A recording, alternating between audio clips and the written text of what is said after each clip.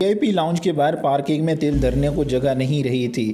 Lounge کے اندر تو عام آدمی کے جانے کا سوال ہی نہیں پیدا ہوتا تھا۔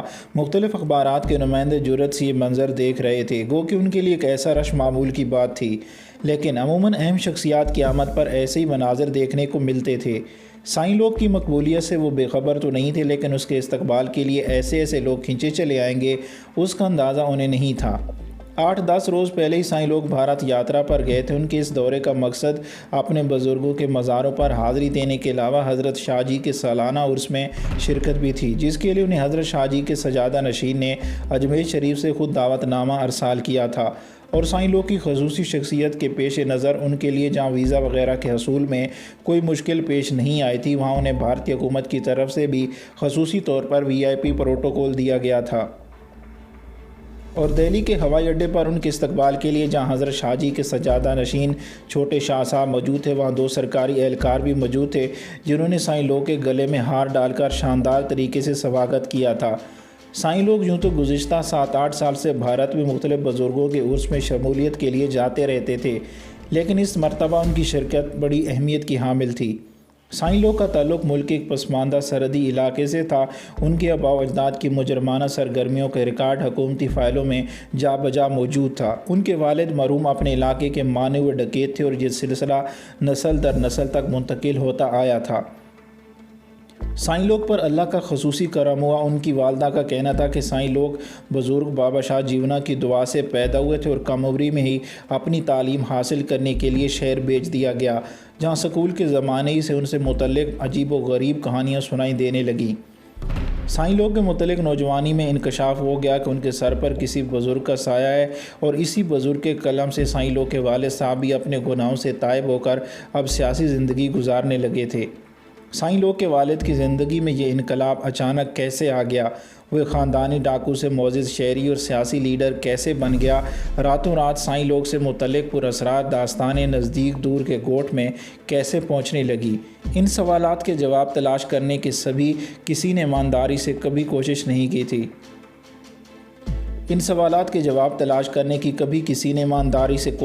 کی تھی۔ اگر کسی ایجنسی نے اپنے کسی اہلکار کے ذمہ یہ تفتیش لگائے تو اس نے بزدلی سے انٹ شنٹ رپورٹ لکھ کر اپنی گلو خلاصی کروا لی۔ یہ بیچارے بھی مجبور تھے۔ اصل میں سائیں لوگ کے والد نے اچانک ہی اتنا سیاسی اور سماجی اثر و رسوخ حاصل کر لیا تھا کہ اس تک پہنچنا اور اس کے متعلق کوئی بھی اہم اطلاع اوپر تک پہنچانا خطرے سے خالی نہیں رہا تھا۔ جب سے ایک تحقیقاتی ایجنسی کے 2 انسپکٹروں کی یکے بعد دیگرے گوٹھ ناتھن میں پراسرار طریقے سے موت ہوئی تھی، اس کے بعد سے دوسری ایجنسیوں کے اہلکار کچھ سہم سے گئے تھے۔ دونوں کی موت سے متعلق حقائق جاننے کے لیے سرکاری سطح پر جو کمیٹی بنائی گئی، اس کا سربراہ جس MPA کو نافذ کیا گیا وہ خود سائیں لوگ کے خاندان کا پروردہ تھا۔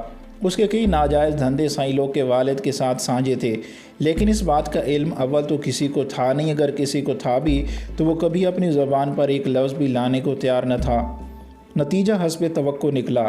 تحقیقاتی کمیٹی نے اپنی رپورٹ میں یہی لکھا کہ ایک انسپکٹر سانپ کے ڈسنے سے اور دوسرا کسی گاڑی کے ساتھ اچانک کسی ویرانے میں ٹکرانے سے مر گئے تھے۔ ان کی موت اتفاقی اور حادثاتی تھی۔ جس کا ایکسیڈنٹ ہوا، اس بیچارے سے متعلق کسی نے یہ جاننے کی زحمت گوارا نہیں کی کہ وہ جائے حادثہ پر کیا لینے گیا تھا، جبکہ جائے حادثہ گوٹھ ناتھن سے 10-12 میل دور تھی، اور جس ٹریکٹر کے ساتھ اس کی موٹر سائیکل ٹکرائی اس کا نمبر وہاں موجود کسی کو بھی معلوم نہیں تھا۔ جائے واردات پر موجود 5-6 حاریوں نے ایک ہی رٹایا بیان دیا کہ وہ کسی کام سے اس طرف آ رہے تھے جب رات کے اندھیرے میں انہوں نے کسی موٹر سائیکل سوار کو ٹریکٹر سے ٹکراتے دیکھا۔ ٹریکٹر والا فرار ہو گیا اور موٹر سائیکل والے کو وہ نہ پہچان سکے۔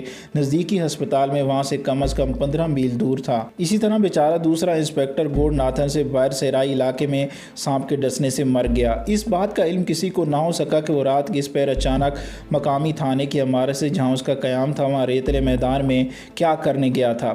مقامی تھانے دار نے ایک ہی بات کہی تھی کہ مرحوم کی نقل و حرکت پر نظر رکھنا یا اسے روکنا اس کے فرائض میں شامل نہیں تھا۔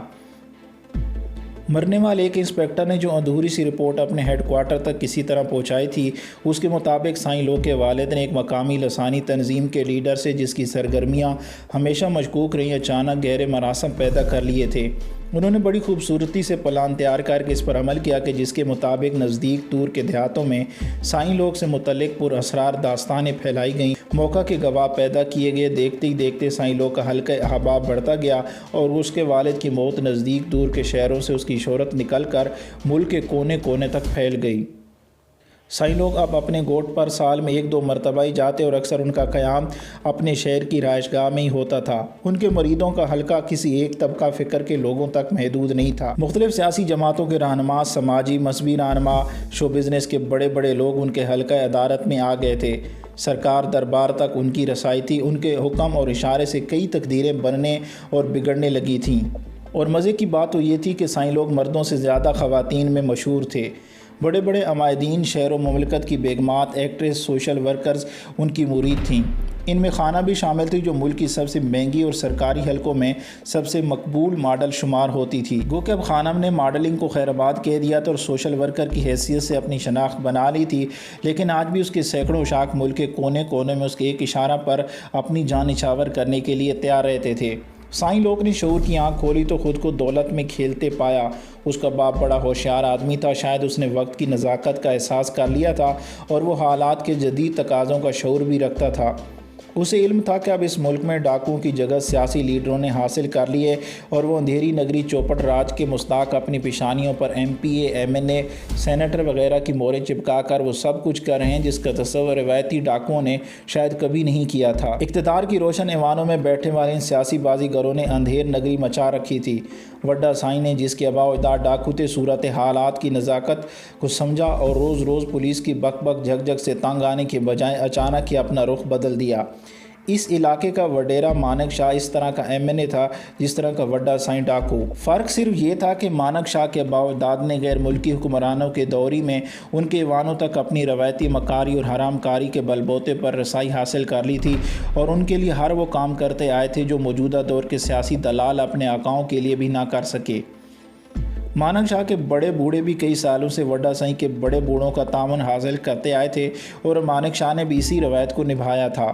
اپنے سیاسی حریفوں کے گوٹ پر حملہ کروانا، اغوا، قتل، ڈکیتی، آبرو ریزی جیسے تمام ناجائز کام وڈا سائیں سے کروایا کرتا تھا۔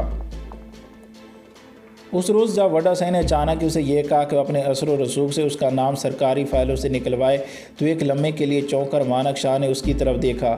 لیکن کیوں بابا؟ اس نے حیرانگی سے دریافت کیا۔ بس یوں ہی، وڈا سائیں نے لاپرواہی سے جواب دیا۔ بابا تمہیں اس سے کیا لینا دینا؟ پولیس کی کیا مجال ہے جو تمہارے گوٹ کے نزدیک بھی پھٹکے، تمہارا نام پولیس کی فائلوں میں رہے یا نہ رہے، اسے کیا فرق پڑے گا؟ سائیں وڈا جب تک ہم زندہ ہیں کسی کی مجال ہے جو تمہاری طرف آنکھ اٹھا کر دیکھے، مانک شاہ نے کہا۔ بات یہ ہے کہ اب کوئی اور چولا پہن کر تمہارے سوا کرنا چاہتا ہوں۔ سائیں لوگ اب شہر کے کالج میں پڑھ رہا ہے، میں نہیں چاہتا کہ ساری زندگی پولیس اور اس کے درمیان بھی آنکھ مچولی ہوتی رہے۔ وڈا سائیں نے اپنی دانش میں بڑی مدلل بات کی تھی، لیکن اس نے یہی سمجھا کہ اب وڈا سائیں اس کے برابر بیٹھ کر اسے بات کرنا چاہتا ہے۔ ساری زندگی تو اس کے بزرگ مانک شاہ کے بزرگوں کے سامنے کمیوں کی سی زندگی گزارتے رہے اور اب وہ اس کی برابری کرے گا۔ ایک لمحے کے لیے تو اس کا خون ہی کھول اٹھا، دوسرے لمحے اس نے کمال ضبط کا مظاہرہ کرتے ہوئے شاید زندگی میں پہلی مرتبہ اپنی زبان دانتوں تلے ہی دبا لی۔ وہ اچانک بڑا کر جائے، ایک لمحے کے لیے بھی اپنی زبان سے کوئی غلط بات نکال کر ساری زندگی کے لیے وڈا سائیں کا عذاب نہیں پال سکتا تھا۔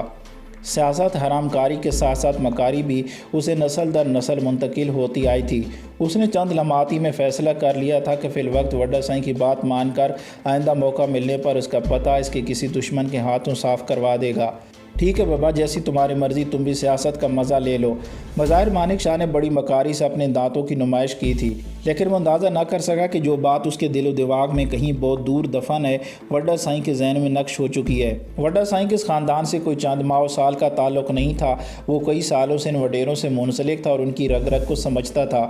اس نے جان لیا تھا کہ مانک شاہ ٹھنڈے پیٹوں اس کی بات ہضم نہیں کر پائے گا اور موقع ملتے ہی اپنے راستے کا کانٹا نکال باہر کرے گا۔ اس امکان کو ذہن میں رکھتے ہوئے وڈا سائیں نے کمال ہوشیاری سے اپنا ہوم ورک مکمل کرنے کے بعد ہی مانک شاہ کے سر پر یہ ٹائم بم چلایا تھا۔ اس نے 2-3 روز پہلے ہی لسانی پارٹی کے سربراہ اور مقامی وڈیرے سولنگی سے خفیہ ملاقات کر کے اس پر اپنا اندیہ ظاہر کیا اور اسے اپنے مکمل وفاداری کا یقین دلایا تھا۔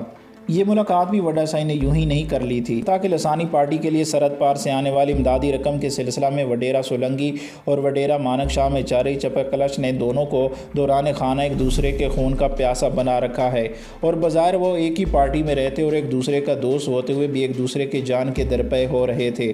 یہی بہترین وقت تھا جسے وڈا سائی نے فائدہ اٹھایا۔ وڈیرا سولنگی وڈا سائی کی طاقت اور وڈیرا مانک شاہ سے اس کے خصوصی تعلقات سے بخوبی آگاہ تھا، اور اسے مانک شاہ کے نزدیک کسی ایسے آستین کے سانپ کی ضرورت تھی جس کو وہ ہمیشہ خطرے کی تلوار بنا کر مانک شاہ کے مرید لٹکائے رکھے۔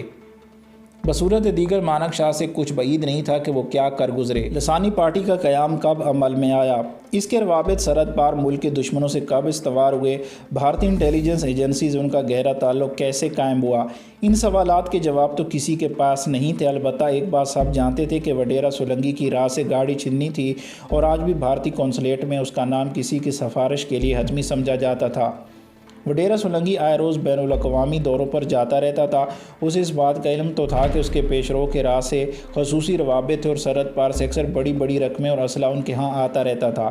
انہیں لانے اور ادھر سے لسانی پارٹی کے 2 کارکنوں کو تخریب کاری کی تربیت کے لیے جانے والوں کو بھی وہ پہچانتا تھا، لیکن رازداری کا ایسا نظام اس کے پیشرو اور راہ کے افسران نے قائم کر دیا تھا کہ سوائے پارٹی کے سربراہ اور کسی سے ان کا براہ راست کبھی کوئی رابطہ نہیں ہوا تھا۔ اپنی ایک ہاری کے ہاتھوں جس کی بیٹی کے ساتھ لسانی پارٹی کے سربراہ نے اغوا کے بعد زبردستی ناجائز تعلقات قائم کر رکھے تھے، ایک روز اس کی موت واقع ہو گئی۔ اس روز اچانک اور بالکل خلاف توقع بدقسمت بیٹی کے باپ ہاری نے لسانی پارٹی کے سربراہ پر کھلاڑی سے حملہ کیا اور اس کے مددگاروں کے پہنچنے سے پہلے ہی اس کی گردن اڑا کر رکھ دی، جس کے فوراً بعد ہی ہاری مارا گیا۔ سربراہ کی موت کے بعد پارٹی کا صدر وڈیرا سولنگی کو بنایا گیا، جو اپنے پیش رو کے قریب ترین سمجھا جاتا تھا، اور جس کے متعلق پارٹی کی اعلیٰ قیادت کو یقین تھا کہ وہ سابق سربراہ کے ساتھ مل کر سرحد پار سے آنے والا مال 50% تو خود ہی ہڑپ کر جاتے تھے اور باقی 50% دوسروں تک پہنچتا تھا۔ مانک شاہ کا شمار وڈیرا سولنگی کے مخالف گروپ میں ہوتا تھا، لیکن اس کی جرت نہیں تھی کہ کبھی کھل کر اس کے خلاف کوئی اقدام اٹھائے، کیونکہ سرحد پار سے فوراً وارننگ مل گئی تھی کہ جس میں اس حکم دیا گیا تھا کہ وہ بلا چوں چراں وڈیرا سولنگی کے احکامات کی تعمیل کرے، بصورت دیگر دوسرا راستہ اپنا لے۔